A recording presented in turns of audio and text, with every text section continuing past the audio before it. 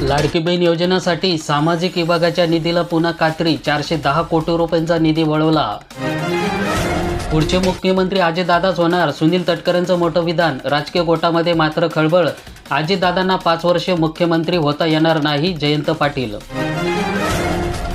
मुख्यमंत्री महिला झाली पाहिजे, आपल्याला सगळ्यांनाच तसं वाटत असतं, परंतु शेवटी तो योग पण जुळून यावा लागतो। तर मलाही वाटतं अनेक वर्ष मुख्यमंत्री व्हावं, पण कुठे जमतंय। संपूर्ण महाराष्ट्राला अवकाळी पुन्हा झोडपणार, येत्या 5 दिवसांमध्ये कुठे पाऊस तर तापमान कसे राहतील। शेतकरी हिताचे निर्णय आणि व्यापक कामगिरी, मुख्यमंत्र्यांची 100 दिवसाच्या चाचणीमध्ये कृषी विभाग 3ऱ्या क्रमांकावर। कापूस बियाणे विक्री 15 मे पासून 1 जून नंतरच लागवड करण्याचं कृषी विभागाचं आव्हान।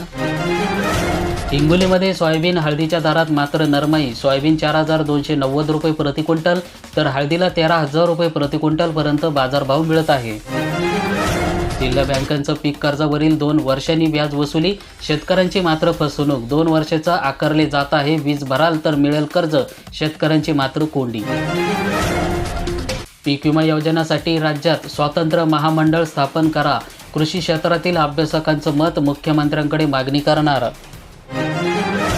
आवर्तन बंद झाल्यामुळे 300 शेतकरी संतप्त झाले, पाटबंधारे कार्यालयासमोर मांडला ठिय्या आंदोलन। शेतकऱ्यांच्या कर्जमाफीसाठी स्वराज्य पक्षाचा रास्ता रोको, सरकारकडून निवडणूक दिलेल्या शेतकऱ्यांची कर्जमाफी तत्काळ अंमलात आणावी, शेतीमालाला हमीभाव मिळावा आणि स्वामीनाथन आयोगाच्या शिफारशी लागू करण्यात यावा, अशा प्रमुख मागण्या करण्यात आल्या।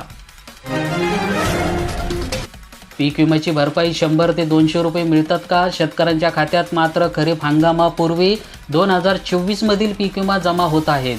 काही शेतकऱ्यांना अगदी फक्त 100 ते 200 रुपयापासून भरपाई मिळत असल्यामुळे शेतकऱ्यांचं म्हणणं आहे की मग पीक विम्यातून किमान 1000 रुपये भरपाई देण्याचा नियम असताना एवढी कमी भरपाई का येत आहेत, याची माहिती तुम्हाला या व्हिडिओच्या माध्यमातून सविस्तर मिळणार। राज्य सरकार कोणत्या पद्धतीने शेतकऱ्यांच्या नुकसानीचे पंचनामे करणार?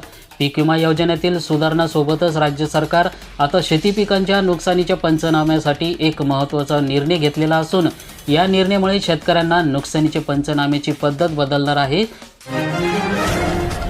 खरीपाचे 279 कोटी रुपये शेतकऱ्यांच्या खात्यामध्ये जमा करण्यात आले।